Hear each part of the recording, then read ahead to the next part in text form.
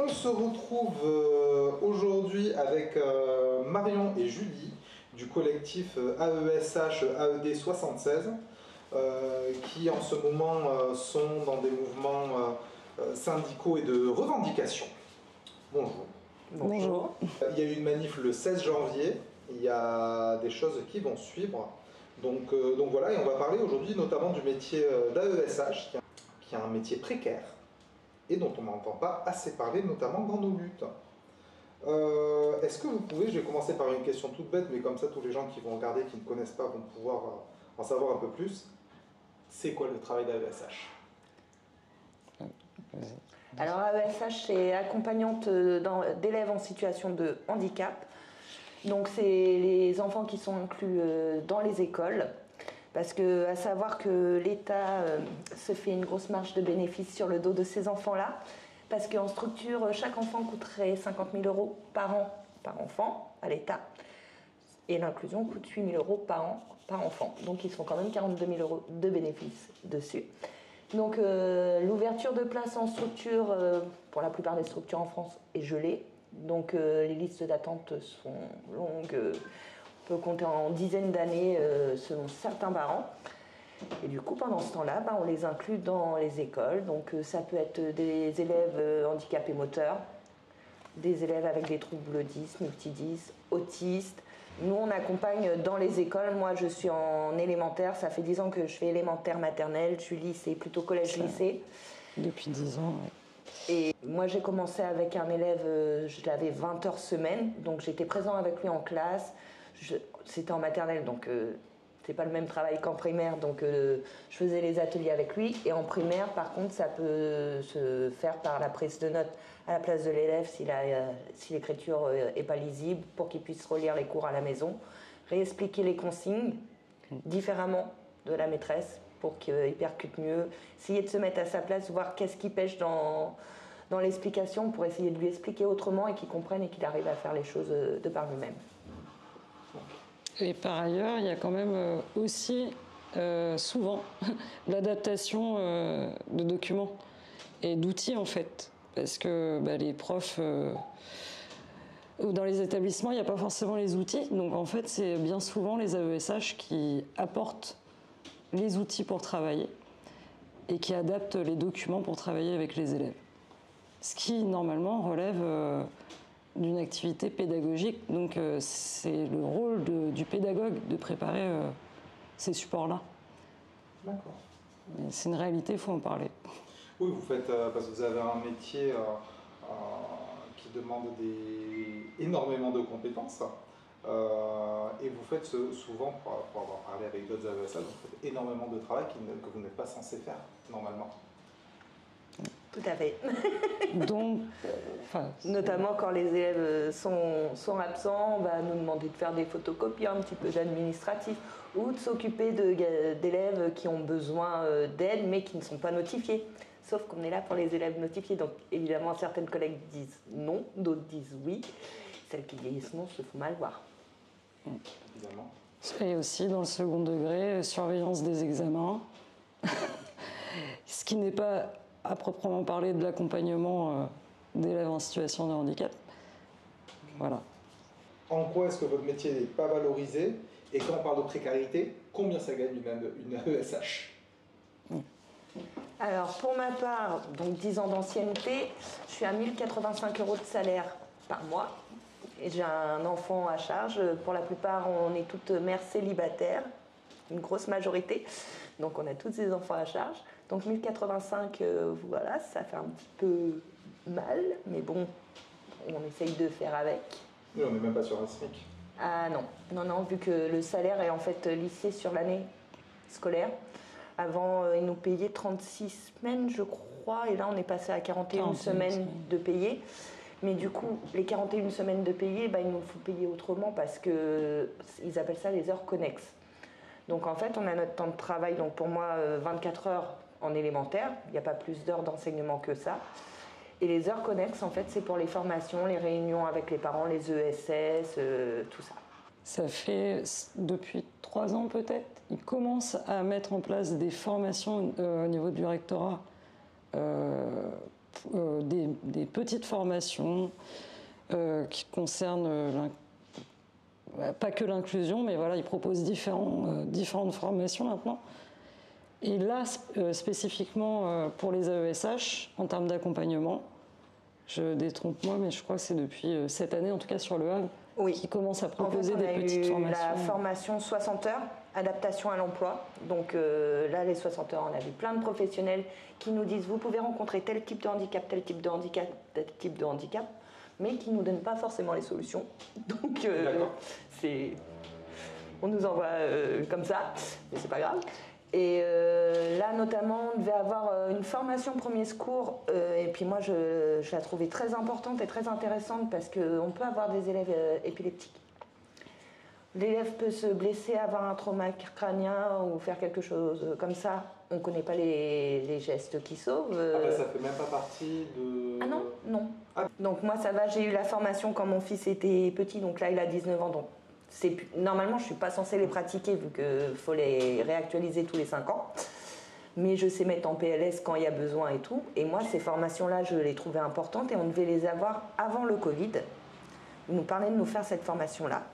Et après le Covid, on nous a dit non, mais ce sera reporté. Ce sera reporté. Ce sera reporté, on est en 2025. Donc toujours pas. Et l'Académie se félicite en fait là de commencer à mettre en place des formations en lien avec des CESAD, des éducateurs, pour nous expliquer comment travailler. Mais en fait, au début de nos contrats, on a une formation de 60 heures, très généralisante sur les différentes formes de handicap, mais sans véritable outil. Donc, il y a une non-reconnaissance. Enfin, on se forme en fait professionnellement tout seul sur le terrain et avec en prenant connaissance de tout ce qu'on peut pour accompagner au mieux. Mais il n'y a pas de, on n'est pas formé en fait à ce qu'on va rencontrer sur le terrain. Moi, quand j'ai commencé en 2015, j'ai commencé avec une petite qui avait le syndrome de Down, donc trisomie 21. Et la maman m'a regardée, elle me dit « Mais vous avez des diplômes, vous êtes formée ?» Non. La formation, je l'ai eue 1 an et demi après. Et ça ne m'a pas apporté plus que ça. Je me suis auto-formée auprès de l'élève. Et vu qu'on est déjà, nous, maman, en fait, on sait déjà comment réagir face à un enfant. Donc, on s'adapte un petit peu plus vite, plus rapidement. Et c'est vrai que la maman n'était pas très, très sereine. Et quand elle a vu qu'avec sa fille, en plus, sa fille ne parlait pas français, elle parlait turc. Quand elle a vu que j'avais réussi à établir un lien avec cet enfant-là et qu'elle faisait des progrès, mais elle était hyper contente et elle m'a remerciée, mais rien n'est de la grâce de l'éducation nationale. On se forme toute seule. D'ailleurs, il y avait une chose que je pensais rajouter vis-à-vis de nos conditions, enfin, en termes de salaire. Le problème aussi étant qu'on a des temps partiels imposés.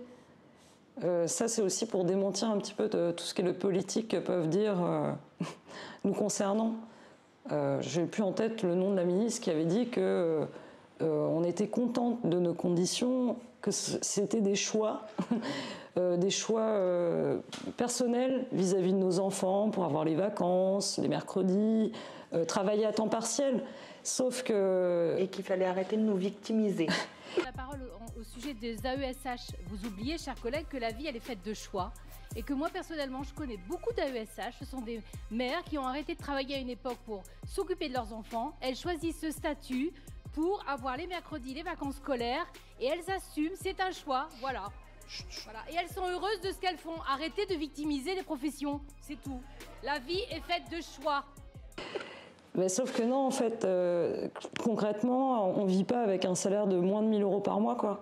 Et quand on demande des heures, encore avant la création des PIAL, c'était encore possible, on n'a plus accès à ça. On ne peut plus augmenter nos contrats, enfin nos quotités horaires.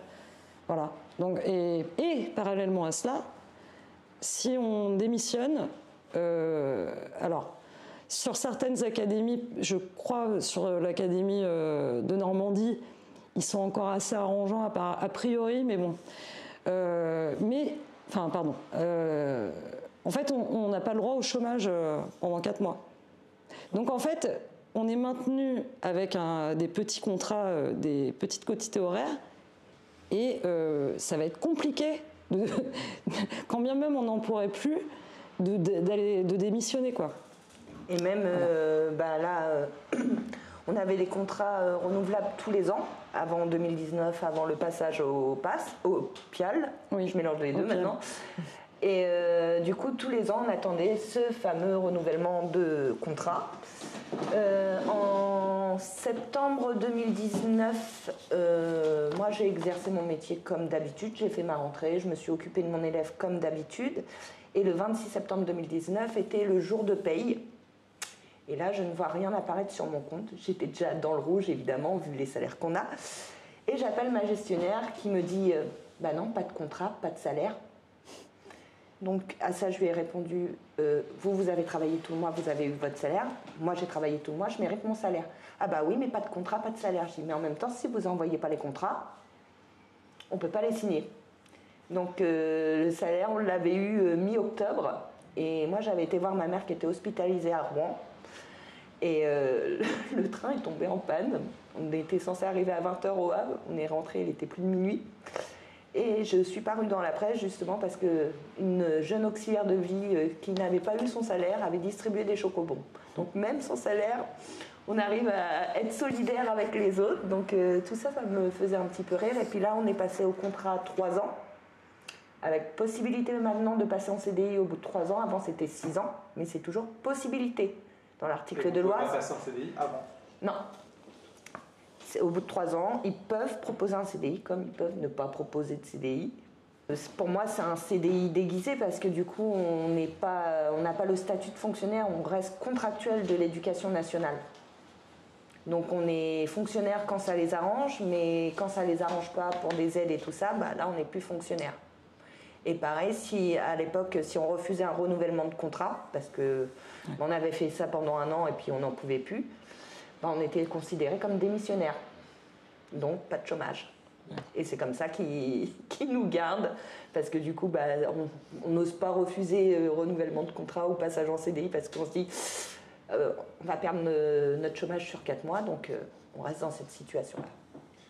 Et en plus, on a actuellement un président qui, dès le début de son quinquennat, a fait de la cause des femmes la priorité nationale.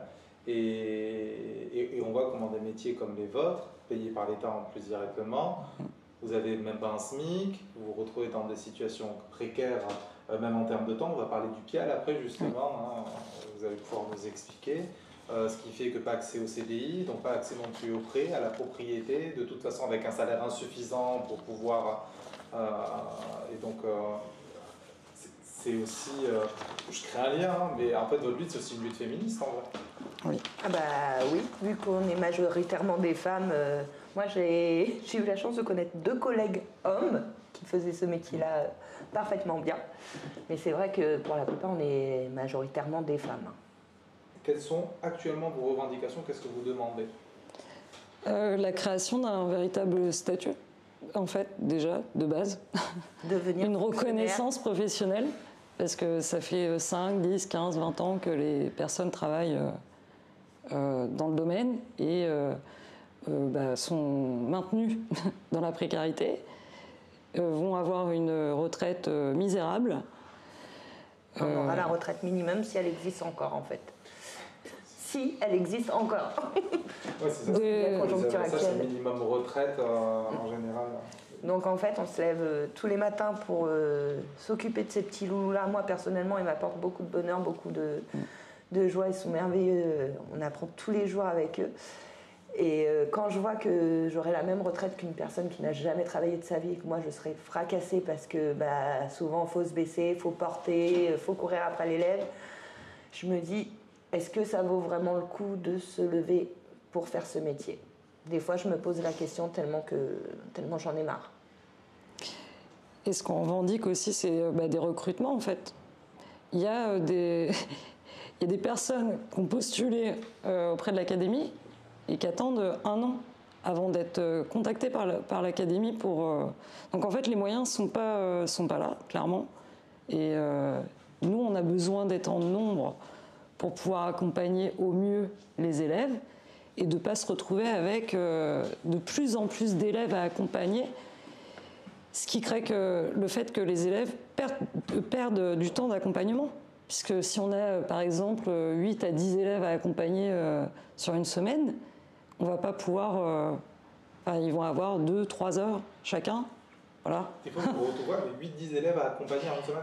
Absolument, il y a même il y a des collègues qui travaillent dans le second degré qui ont des plus gros contrats que des contrats à 24 heures et qui se retrouvaient avec 25 élèves. Donc en fait, c'était 1 heure par élève. 1 heure d'accompagnement pour chaque élève. Donc en fait, nos conditions sont intrinsèquement liées avec les conditions d'accueil des élèves. Si on ne fait pas en sorte si on ne reconnaît pas notre travail, qu'on ne recrute pas plus d'AESH, les élèves, l'inclusion, c'est juste, c'est une grosse blague, quoi. En fait, ça n'existe pas. Parce que là, cette année en France, faut savoir qu'il y a 490 000 élèves en situation de handicap, donc une hausse de 54 000 par rapport à l'année dernière. Et le nombre d'AESH ne bouge pas, on est à 132 000 AESH en France. Donc même là, nous, on a eu le cas dans nos établissements. Les parents se sont aperçus que, pareil, avant 2017, donc avant que le PIAL se mette en place, on était 80% d'AESH individuels. À l'époque, c'était nous qui étions individuels ou mutualisés. Et à partir de 2017, en fait, c'était les enfants qui sont devenus individuels ou mutualisés. Et en fait, on se retrouve avec un nombre d'élèves mutualisés, mais gigantesque, ce qui représente à peu près 80% des AESH maintenant qui sont mutualisés. Et ces enfants-là, en fait, ils récupèrent les miettes. Par exemple, s'il y a un élève qui est notifié 12 heures individuelles, l'AESH va devoir obligatoirement lui donner les 12 heures individuelles. Et par exemple, pour moi, sur un contrat 24 heures, il me reste 12 heures à faire. Les 12 heures vont être séparées avec des élèves mutualisés. Donc s'il n'y a qu'un élève... Je me permets de t'arrêter, c'est pour essayer de mieux comprendre. Est-ce qu'un élève peut avoir plusieurs AESH? Oui. D'accord. Ok. Ouais. Parce qu'on est quand même sur des élèves... déjà, les enfants ils ont besoin d'une relation de confiance en général pour une si grande proximité. Et en plus, là, on est sur des élèves qui peuvent être sur des situations atypiques. Et ça nécessite quand même de gérer aussi une relation de confiance qui ne s'instaure pas... Tout à fait. Et souvent aussi, c'est des élèves qui ont besoin de stabilité dans les liens qui... Surtout les autistes. Déjà, ces enfants-là, il faut se dire que ce soit autistes ou autres, ils voient tellement comme professionnels de santé sans arrêt des nouvelles têtes et tout ça. S'ils n'ont pas un minimum de stabilité dans les écoles, c'est perdu pour eux, quoi. Il leur faut vraiment de la stabilité. Et ça, c'est nouveau, je crois. C'est le fait que les élèves aient différents intervenants AESH, c'est parce que ils recrutent pas et qu'il y a encore plus d'élèves chaque année. Et c'était pas le cas en fait avant. Il y avait pas, c'était pas généralisé en fait. Et là, pour en revenir à l'attribution des heures, donc si on a un élève notifié I individuel 12 heures, il nous reste 12 heures d'accompagnement pour d'autres élèves. Donc si on n'en a qu'un mutualisé, ce sera 12 heures pour lui, bénéf. Par contre, on peut nous mettre 3 mutualisés, donc 12 divisé par 3, ça fait 4 heures chacun. Et dans différents établissements? Dans différents établissements, la plupart du temps. Et là, les parents commencent à se rebeller pour les élèves mutualisés, parce que justement, il n'y a pas de quota d'heures à respecter comme pour les élèves individualisés. Et du coup, leur nombre d'heures d'accompagnement baisse. Et là, les parents ils commencent à réagir et à se battre avec nous vis-à-vis de ça. Vous arrivez à avoir une solidarité avec les parents, les profs et comme ça sur ces questions-là? Avec les profs, un petit peu moins. Mais avec les parents, oui, les parents là, agissent fortement pour le bien-être de leur enfant. Ils ne comprennent pas pourquoi ça se passe comme ça. Donc, à chaque fois, ils se battent pour eux et puis on les aide dans leur combat. À partir de 2005, ça a beaucoup changé pour vous? Parce qu'il y a eu la loi, justement, c'est sur l'inclusion la loi scolaire, handicap, c'est ça? le 11 février 2005. Est-ce que vous pouvez expliquer, parce que moi, c'est il y a peu de temps que j'ai un peu compris en cherchant ça, et pour tous les gens qui ne connaissent pas, justement, qu'est-ce qui s'est passé à cette loi-là et pourquoi ça a changé pour vous? En fait, en 2005, ce qui s'est passé, il y a eu la loi inclusion. Donc avant, il y avait quelques élèves en situation de handicap qui étaient inclus dans les écoles parce qu'ils pouvaient suivre scolairement à l'aide d'une AESH ou des fois sans AESH. Et à partir de la loi 2005, en fait, ils ont gelé les ouvertures de places dans les structures spécialisées pour inclure au maximum ces enfants-là parce que beaucoup de parents, et je peux les comprendre, pour eux disent que ce sont des enfants normaux, qu'ils ont besoin d'être avec les enfants normaux pour pouvoir progresser, ne pas être enfermés entre eux dans les structures. Je peux le comprendre. Le problème qui se pose actuellement en France, c'est qu'on n'a pas les moyens de faire ça. En Italie, ça fonctionne comme ça. Tous les élèves en situation de handicap sont inclus dans les établissements scolaires. En France, je ne vois pas ça arriver tout de suite. Le temps qu'on n'y mettra pas les moyens... Oui, il faut une application de moyens qui soit beaucoup plus grande. C'est ça. Et du coup, à partir de 2005, vu qu'ils ont commencé à geler les ouvertures de places en structure, on s'est retrouvé avec de plus en plus d'enfants qui arrivaient en situation de handicap et puis pas beaucoup d'AESH d'embauchés. Donc, ils avaient proposé à un moment, je ne sais plus c'est en quelle année, les contrats CUI-CAE. C'était une espèce de petite passerelle pour pouvoir faire ce métier-là, qui n'est pas comptabilisé d'ailleurs dans notre ancienneté. Ah, ça va. Donc 2 ans qu'on s'assoit dessus. Et en fait, c'était surtout pour sortir les jeunes, parce que moi, quand j'ai passé mon entretien, on m'a dit que c'était surtout pour recruter les jeunes de quartier qui n'avaient pas d'avenir, entre guillemets, pas de travail et tout ça. Et moi, quand je me suis présentée avec mon BTS et puis mon cursus dans le commerce, on m'a dit, mais en fait, vous venez piquer le travail des jeunes. Maintenant, je viens pour faire un métier qui me parle, qui me plaît, qui me passionne. Et du coup, ils ont essayé de me mettre des bâtons dans les roues. Et puis, j'ai quand même réussi à avoir le métier que je fais aujourd'hui. Je le fais vraiment par passion, contrairement à ce que Julie disait tout à l'heure, la députée macroniste qui disait qu'on faisait ça pour le plaisir. Non, moi, je le fais vraiment par passion, ce métier-là. Et c'est pour ça que j'aimerais un peu plus de reconnaissance, et notamment une revalorisation salariale. Mais pour ça, on a déjà échangé avec des députés. Pour eux, il faudrait qu'on ait des diplômes, parce que pour eux, les AESH sont des gens non diplômés. Donc moi, j'ai un bac plus 2, j'ai un bac pro commerce, un BEP compta, un BTS manager d'unité commerciale. Julie est à un niveau licence 2e année. Il y a d'autres AESH qui ont des masters, mais à part ça, on n'est pas diplômé. Donc pourquoi on demanderait une revalorisation salariale? Oui, ça c'était le discours donc de la députée sur oui, les AESH sont des personnes qu'on choisit pour ce travail-là, pour les vacances, etc. Et par ailleurs, en fait, on fait circuler l'idée qu'on serait des jeunes, des jeunes parents, alors que la majorité des personnes AESH sont des femmes entre 40 et 50 ans, voire plus. Voilà. Et par ailleurs, des personnes, comme tu le disais, diplômées en fait, dans un autre domaine d'activité, mais diplômées. Voilà. Donc, oui, en plus, contrairement à ce que tu disais cette députée, avoir les vacances et tout ça, déjà c'est pas un choix, vous êtes sur le rythme scolaire. En plus de ça, c'est bien, mais quand on a des enfants, si on n'a pas les conditions salariales qui vont derrière pour pouvoir subvenir aux besoins minimum... les vacances, il y en a beaucoup qui ne partent pas en vacances parce que justement, vu le salaire, on ne peut pas. Il n'y a pas de vacances et il n'y a pas... après, quand on est maman célibataire aussi, pour faire garder son enfant, c'est quand même la croix et la bannière. Il y a des aides par notre travail, soi-disant, et ça permet juste, je ne sais plus avec quel organisme qui nous garde, je crois. Ils payent des frais d'inscription à vie. Ouais, c'est bien. Moi, je ne peux pas mettre 300 € par mois, par exemple, en prenant mon cas, pour qu'il m'emmène ma fille à l'école tous les matins, pour que moi, je puisse être à l'heure dans mon établissement. C'est ironique, vous n'avez pas les moyens de vous occuper de vos enfants pendant que vous vous occupez de ceux des autres. Et pareil, pour les vacances, on nous dit qu'on a le droit aux vacances, mais ça dépend de certaines académies, parce que beaucoup d'académies, vu que les textes de loi, à chaque fois, ils marquent que la décision revient au recteur d'académie, en fait, une AESH dans tel ou tel département ne va pas être traitée de la même manière Nous, sur l'Académie de Rouen, en fait, tout ce qui est stage, formation, c'est sur le temps des mercredis et des vacances scolaires. En plus, vous n'avez même pas un traitement homogène d'une académie à l'autre. Non, ah bah non, et c'est pour ça que sur tous les sites Facebook, quand une AESH pose une question, bah, elle a plusieurs retours.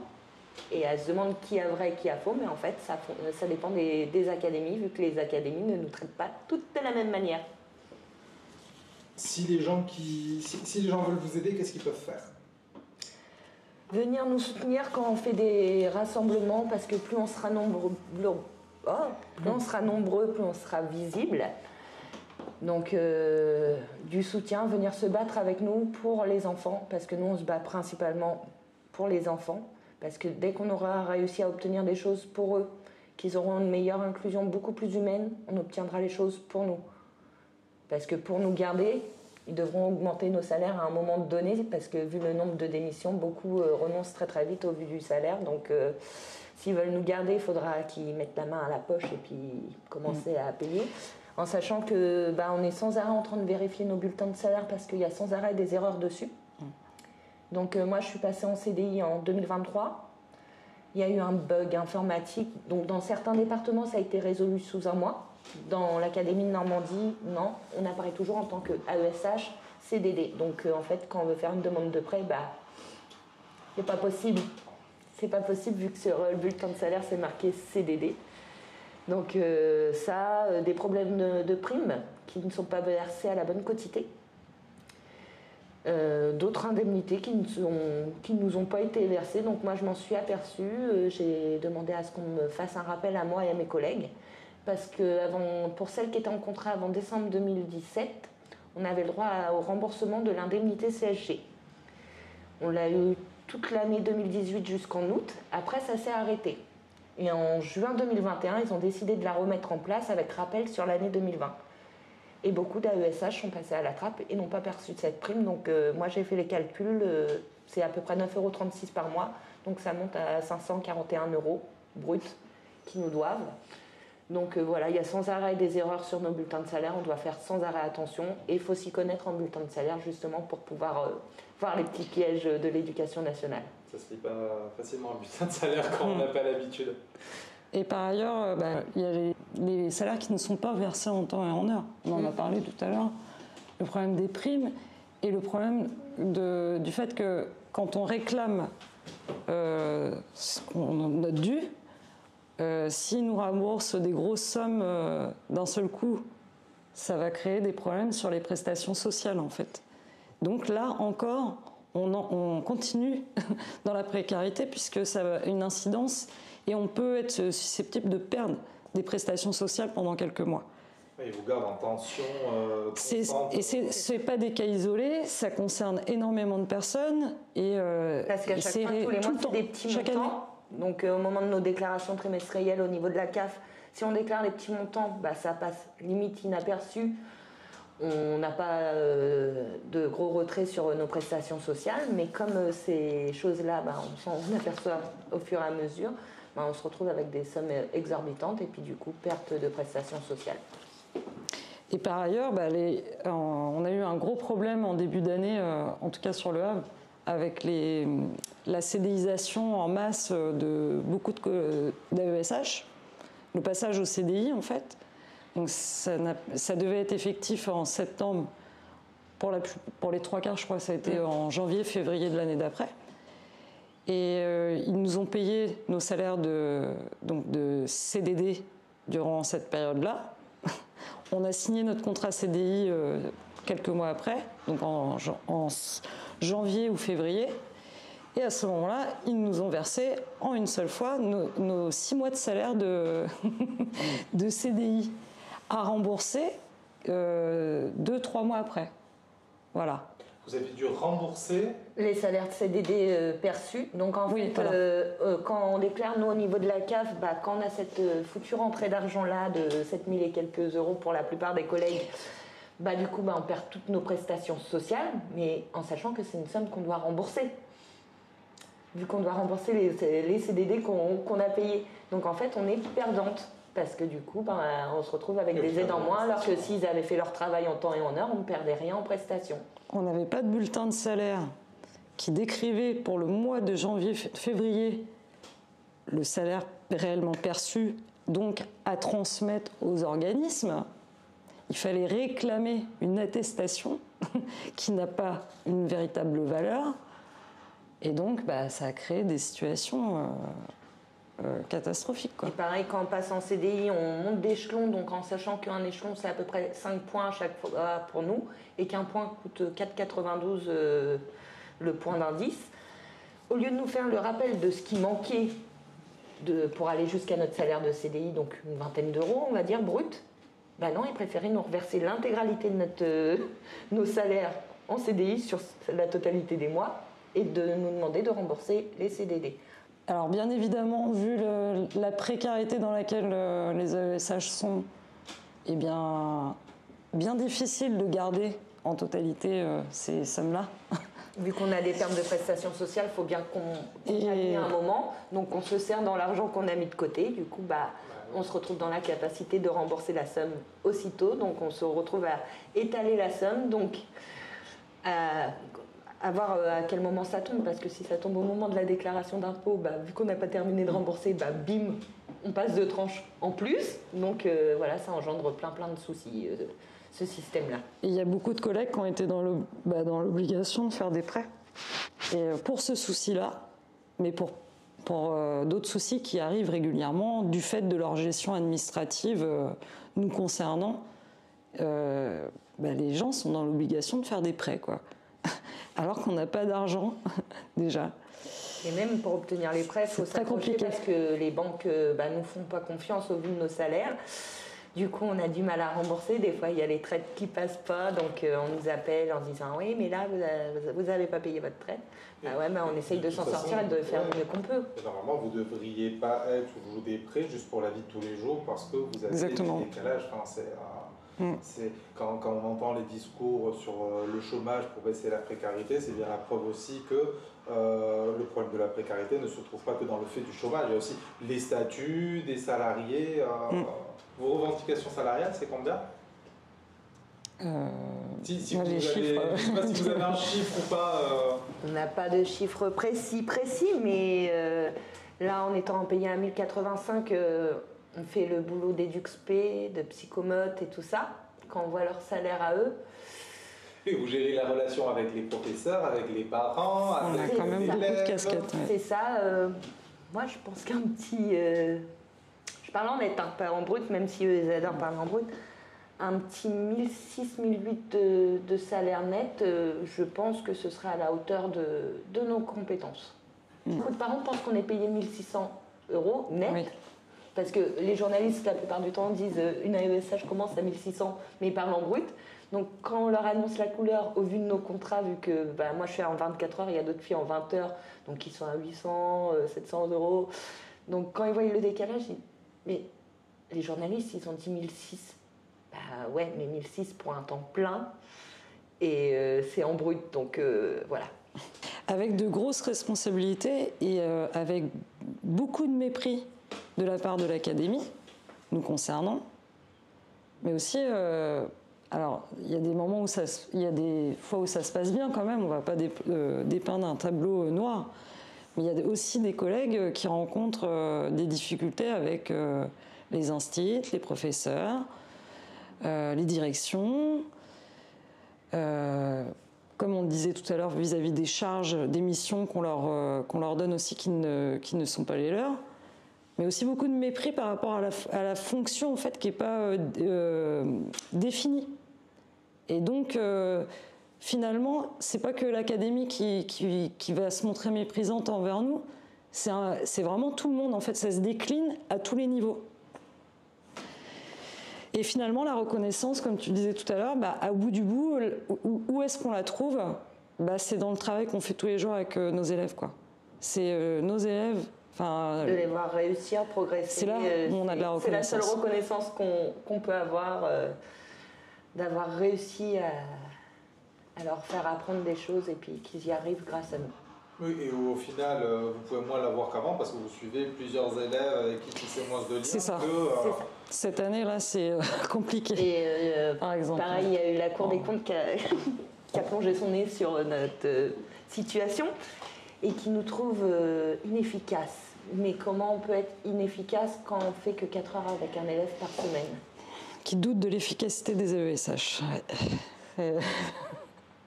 Moi, 24 heures, vous me mettez un enfant 24 heures, je vais vous faire progresser en une année, sans souci. 12 heures, je peux le faire progresser. En dessous de 12 heures, je ne vais pas pouvoir le faire progresser.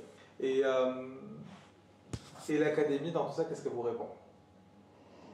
J'imagine que c'est auprès de l'académie que vous avez des revendications, je suppose. Est-ce que vous avez un retour?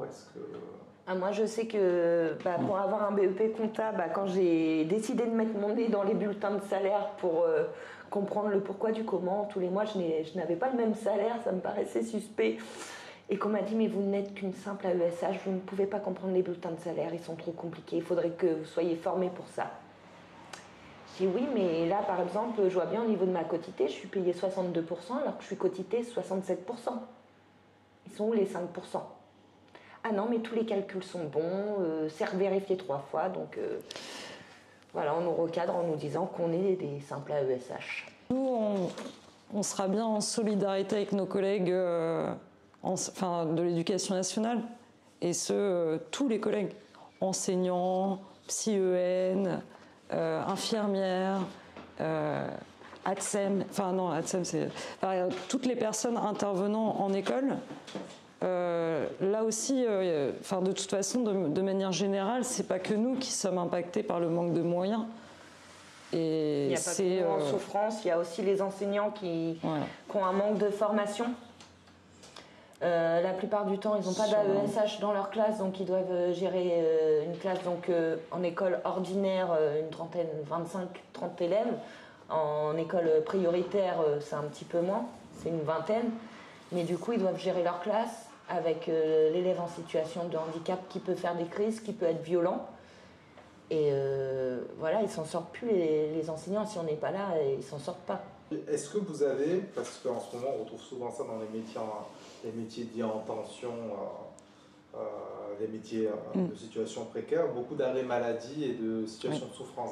Oui, il y a beaucoup de burn-out de la part des collègues. Notamment pour les cas d'autisme lourd, violent. Quand ces enfants-là ont des notifications de 12 heures ou même plus, les collègues sont en souffrance, elles se font taper dessus, elles rentrent chez elles. Moi, je sais que ça m'est déjà arrivé d'avoir des autistes lourds. Sincèrement, ma vie personnelle, elle en prenait un coup parce que je rentrais chez moi. J'avais passé une journée à courir soit après l'élève, soit à me faire taper dessus, cracher dessus, voilà. Je rentrais chez moi, mon fils qui était pas beaucoup âgé, moins de 10 ans à l'époque, qui dit maman. Maintenant, je l'envoyais bouler et puis des fois, je pouvais être violente verbalement vis-à-vis de mon fils tellement j'étais fatiguée, épuisée. Et même les enseignants, ils se mettent aussi souvent en arrêt quand la situation dégénère comme ça. On n'est pas des professionnels de santé, on n'est pas éducateurs spécialisés, on n'a pas toutes les clés en main, on n'est pas formés, que ce soit enseignants ou nous, donc du coup on est vite dépassés. Oui, à un moment donné, de toute façon, comme je dis, c'est un métier difficile quand tu te retrouves confronté à la difficulté toute la journée, mais malheureusement c'est la famille qui paye souvent à ses propres enfants. En plus, il y a des soucis, la précarité ajoute une couche, les horaires de travail, le fait de devoir travailler à réclamer ses conditions de travail. Parce que les élèves autistes, ils ont leur petite bulle, leur petit monde à eux, et en fait, il faut réussir à percer cette petite bulle-là, mais ça peut prendre énormément de temps. Et quand je vois en formation, en 2016, quand j'ai eu ma formation, qu'on m'a dit une AESH est efficace que 6 mois auprès d'un élève, j'ai rigolé, j'ai dit excusez-moi, mais 6 mois quand on a un autiste lourd. Comment ça c'est efficace? Dans quel sens? Parce qu'il ne faut pas s'attacher à l'enfant. Mais 6 mois, c'est quand on a un autisme non verbal et violent, c'est le temps qu'il faut pour apprendre à décoder la plupart du temps ses petits signes et tout ça, et du coup anticiper les crises et puis que ça se passe mieux pour lui et après le faire progresser par la suite. Donc c'est pour ça quand on nous dit qu'on est efficace que 6 mois et puis pour éviter l'attachement, parce que c'est pas nos enfants. Mais on le sait que c'est pas nos enfants. On est là pour les faire progresser. Donc oui, on va des fois leur donner des petits surnoms comme ça, parce qu'eux, ils aiment bien, et puis ça crée un lien. Et du coup, ils sont en confiance et ils ont envie de nous faire plaisir et de travailler pour qu'on les félicite. Donc quand j'entends ça, ça me met hors de moi, quoi. En plus, c'est pas une mauvaise chose qu'il y ait un attachement, comme tu dis. On est de l'humain. Non, nous, on doit mettre de la distance. On doit être ultra adaptable. Donc, voilà. C'est comme ça qu'on nous disait, oui, quand vous suivez des élèves sur le premier degré, il faut changer. Au second degré, il faut que ça soit une autre AESH qui prenne le relais. Donc mais c'est sous couverture en fait qu'on soit le plus adaptable possible et puis de pouvoir nous bouger comme ils le veulent, quoi, en fait. En plus, sur les enfants autistes, par exemple, ça demande du temps d'adaptation pour l'élève de tisser confiance, mais ça demande aussi aux adultes, et je sais de quoi je parle, du temps, ça demande aussi aux adultes du temps de compréhension des besoins de l'enfant, des limites de l'enfant, de comment appréhender les... Moi, je sais que j'ai eu un petit élève. Bon, normalement, on n'a pas le droit au téléphone au travail, chose que, en général, je respecte. Mais sauf que cet élève-là était bloqué sur des phrases qui répétait sans cesse, sans cesse. Je voulais savoir d'où ça venait parce que la maman était incapable de me dire. Et en tapant sur mon téléphone portable les phrases qu'il me disait, je tombais sur YouTube Foufou Channel. Et j'en parle à la maman, elle me dit oui, regarde tous les soirs Foufou Channel. Donc Foufou Channel, c'est un espèce de chien patate qui apprend les mathématiques, le français, la géographie aux élèves. Et en fait, cet élève-là était en CP, il connaissait tous les pays, toutes les capitales. Il savait associer la bonne capitale à tel pays et tout ça. Et cet élève-là ne savait pas rester en classe, ne savait pas rester assis. Puis en plus, c'était après le Covid, donc il ne fallait pas trop se déplacer. Et du coup, le soir, en rentrant chez moi, j'ai dit je vais faire un imprimé écran. Donc j'ai fait un imprimé écran, j'ai imprimé Foufou, je l'ai plastifié. Et le lendemain, je l'ai posé au niveau de son bureau, sur sa table. Il est rentré dans la classe comme il faisait toujours, il rentrait et ressortait aussitôt. Et là, il a vu Foufou, il a tiré la chaise, il s'est assis, il est resté focus sur Foufou toute la journée. Donc après, j'ai imprimé Foufou mathématiques, Foufou français, justement pour le faire travailler comme un élève normal. Mais voilà, ça m'a demandé beaucoup de temps personnel aussi, du coup, vu que je faisais ça sur mon temps à la maison. Parce que sur le temps de travail, on n'a pas le temps d'avoir le PC, d'imprimer et tout. Donc voilà. Moi, c'est vrai que quand je fais ce métier-là, je me dis, mais plus tard, j'aimerais savoir ce qu'ils sont devenus, ce qu'ils font de leur vie. Je voudrais pouvoir continuer de les suivre, quoi, avoir des nouvelles, avoir un contact. Dans les EHPAD, c'est pareil. Les aides-soignantes, elles ne peuvent plus faire ce qu'elles faisaient avant, accompagner jusqu'au bout. Ouais. On est dans la même situation. Elle est aide-soignante, elle a passé son diplôme il y a 3 ans. Elle a bossé en hôpital, elle a bossé là en structure avec des adultes handicapés. Et là, elle me dit, Julie, j'arrête, c'est bon, tant pis. Je vais faire autre chose, complètement. Que ce soit l'inclusion ou les EHPAD, c'est devenu les usines Renault de l'État, quoi. C'est des personnes qui dérangent. Pour moi, je prends ça comme ça en leur nom. Pour moi, ils dérangent et du coup, on leur donne le strict minimum pour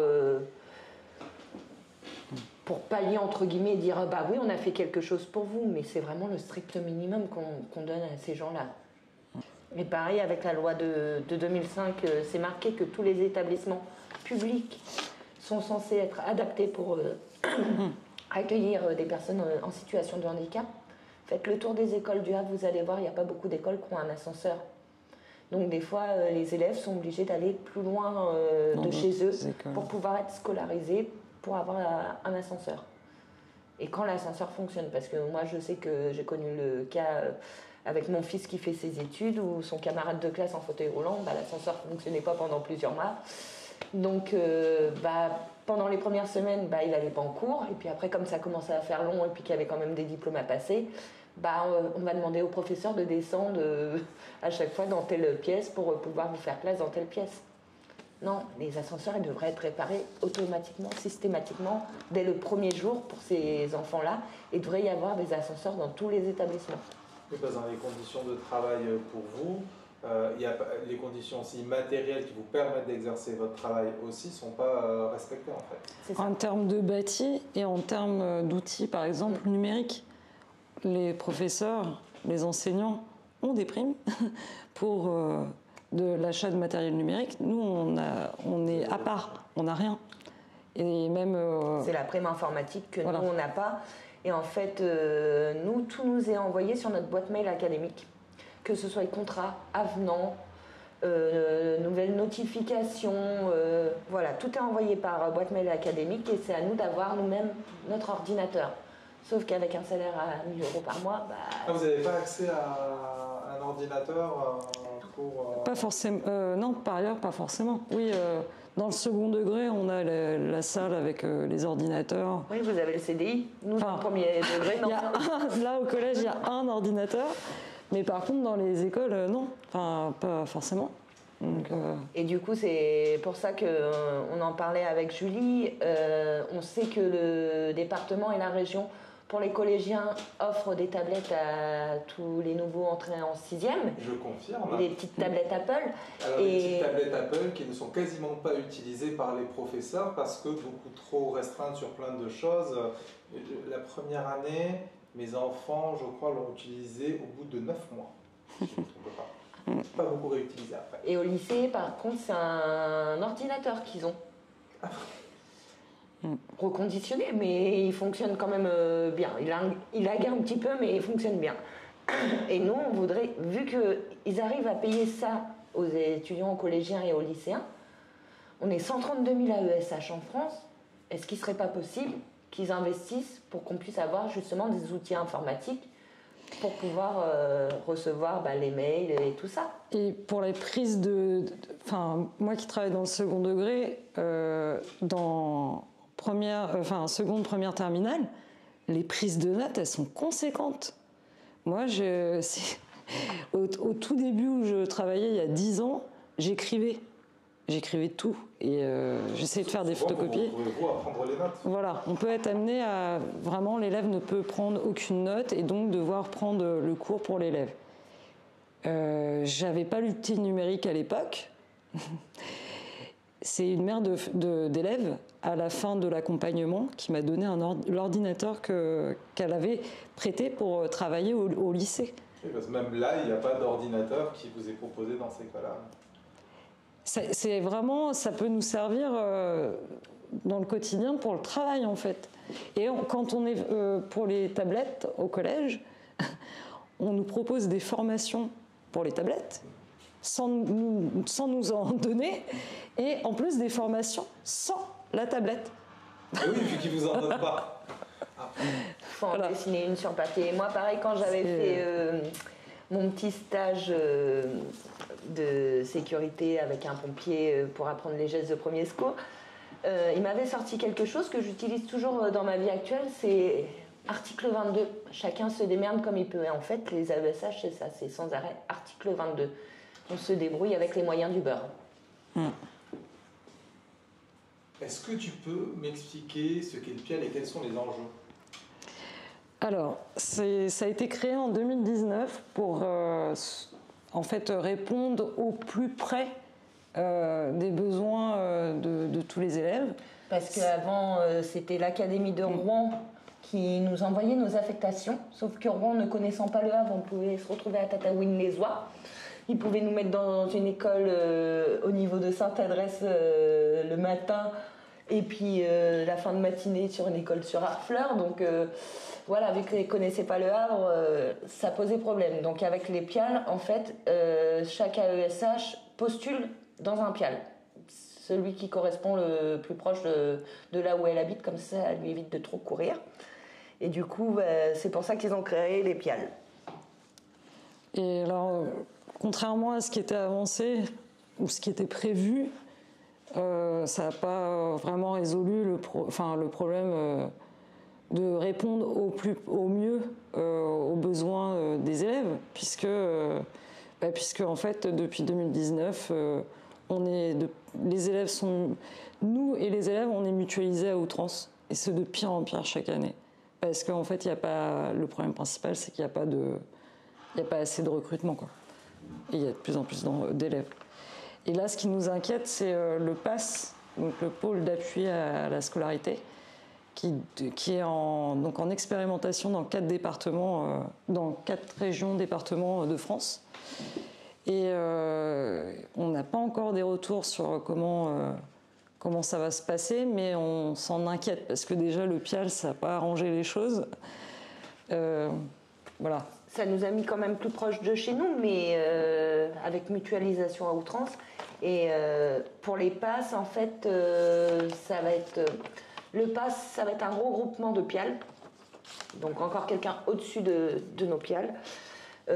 Du coup, avec un coordonnateur, un enseignant référent, un éducateur spécialisé, et puis d'autres personnes du parti social. Et en fait, on passera plus vraiment par la MDPH pour les notifications. Ce sera ce pass-là qui décidera, tel enfant a des besoins, il est en difficulté, donc en fait, ils vont nous donner pas que les enfants notifiés, les autres enfants à besoins éducatifs particuliers, et du coup, on va se retrouver avec encore plus d'élèves pour nous toutes seules. C'est un champ d'action encore plus grand. C'est ça. Okay. On se demande aussi si ça ne va pas demander à ce qu'on couvre un secteur plus grand. Et aussi, normalement, là, pour le moment, on est soit dans le premier degré, soit dans le second degré par choix. Et on se pose la question si on ne va pas faire de l'interdegré. Donc le matin, aller en maternelle et l'après-midi, finir au lycée. Oui, parce que dans votre métier, il y a aussi la question. Normalement, vous choisissez... premier ou second degré, mais pareil, c'est en fonction des académies. Il y a des académies qui fonctionnent en interdegré, donc les collègues peuvent faire aussi bien maternelle que lycée. Oui, parce qu'en plus, sur ce choix-là, à la base, il y a quand même le fait que, pour le lycée, par exemple, ça demande un certain niveau scolaire, c'est ça. Que les gens n'ont pas forcément, parce qu'il y a aussi cette cascade-là de devoir gérer le programme scolaire pour pouvoir accompagner l'enfant, quoi. Et puis des affinités aussi, parce que moi, je sais que j'ai choisi le premier degré, parce que chaque fois, je me dis, si les racines de l'arbre sont pourries, il ne peut pas pousser. Donc, je préfère prendre le souci à la racine. Et quand je vois en maternelle le nombre d'élèves qu'on m'a dit « Ah non, mais lui, il va rentrer en structure, il n'est pas fait pour l'école », et que j'ai réussi à les faire progresser, et puis du coup, ils continuent leurs études, je dis « Mais ouais, j'ai gagné. J'ai réussi à faire pousser l'arbre. » Et du coup, j'ai qu'une envie, c'est que l'arbre il continue de pousser et de se déployer. En plus, au vu des manques qu'il y a d'AESH, en vrai, vous pourriez être attitré à des très petits secteurs, voire même à une école. Parce que moi, quand je vois le nombre d'AESH manquants et le nombre de parents qui auraient besoin d'AESH autour de moi, d'élèves qui auraient besoin, dont les parents se plaignent de... Parce qu'il y a aussi le parcours du combattant de réussir à avoir une AESH. Le dossier MDPH est très très long. La MDPH en Normandie est très très long. Il y a un temps de 12 mois à peu près de retard.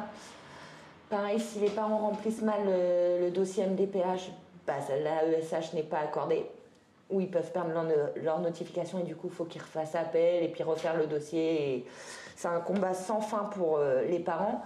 Et aussi, nous, on voit sur les Facebook qu'il y a beaucoup d'AESH qui disent « Ah moi j'ai postulé, moi j'ai postulé ». Et les parents qui nous disent, eux, nous, quand on appelle l'académie, ils disent qu'ils n'ont pas de candidature. Donc, et les AESH qui attendent un poste, quand ils rappellent l'académie, « Ah non, mais il n'y a pas de notification ». Donc en fait, à chaque fois, ils nous disent tout et son contraire. Aux AESH, ils font croire qu'il n'y a pas de notification et aux parents, ils font croire qu'il n'y a pas d'AESH. Et sur les réseaux, on peut voir les parents qui se mettent en lien avec les AESH pour se dire « Ah, c'est bizarre, j'ai besoin. Ah, c'est bizarre, vous n'avez personne. Bon, comment fait-on » Et tout ça... Il y a ça qui se passe dans les... Oui, complètement. Oui, c'est... Et même sur Paris, j'ai vu ça, j'étais quand même assez surprise. Vu le manque d'AESH sur Paris, c'est les parents qui emploient eux-mêmes leur AESH en chèque CESU. Il y a les AESH privés. Mais là, c'est que sur Paris. Et en fait, du coup, quand la dernière fois, je regardais une annonce, j'étais là, oh, je vais déménager sur Paris, je crois, ou je vais me taper le train tous les matins. Oui, et ça crée en plus encore une discrimination à la précarité. Ah oui, parce que là, les parents proposent 15 à 20 euros de l'heure. C'est ça. Et même hors du fait de se les payer soi-même, il faut savoir faire toutes les démarches administratives et avoir envie. Mais c'est pareil, ça c'est les parents qui peuvent se le permettre financièrement. Beaucoup de parents ne peuvent pas se le permettre financièrement parce qu'ils ont dû arrêter de travailler pour s'occuper de leurs enfants. Parce que qui dit handicap dit beaucoup de rendez-vous à côté. Donc ils ne peuvent pas travailler et suivre correctement leur enfant. Donc du coup, ils ne pourraient pas se permettre de se payer une AESH privée, quoi. Avec le collectif et en tant qu'AESH, on a décidé, là je me permets de parler au nom des AESH, en tout cas c'est ce que je pense profondément, on va arrêter de s'excuser d'exister, d'où la création du collectif, on va arrêter d'intérioriser la façon dont on nous considère. Et donc on va se positionner, et c'est ce qu'on fait tous les jours, mais encore de façon plus soutenue, pour la défense de l'inclusion. Voilà. Pour ça, on ne peut pas être tout seul. Donc le message qu'on a à passer, c'est on a besoin des collègues enseignants, on a besoin des parents, et on peut tous réussir à s'entraider là pour faire avancer les choses, même si on ne nous donne pas les moyens de réaliser concrètement l'inclusion. Mais on peut tous s'entraider et tous faire quelque chose. Pour nos élèves, pour nos enfants, il y a aussi beaucoup d'AESH qui ont des enfants en situation de handicap par ailleurs. Et donc pour finir sur une chose, en fait, là c'était dans quelques temps, c'est le 11 février 2025, c'est les 20 ans de la loi inclusion, donc 20 ans de loi dégradation pour les enfants en situation de handicap. Merci franchement. Merci à toi aussi. C'est important de pouvoir vous recevoir. Merci à toi. De pouvoir vous écouter. Nous, on va faire le peu qu'on peut faire, c'est transmettre. Et on transmettra, évidemment, on partagera toutes les grèves, les mouvements, les appels que vous faites. Ouais, c'est cool. Et puis, je vous dis, on se revoit bientôt. Ouais. Pas de Okay. soucis.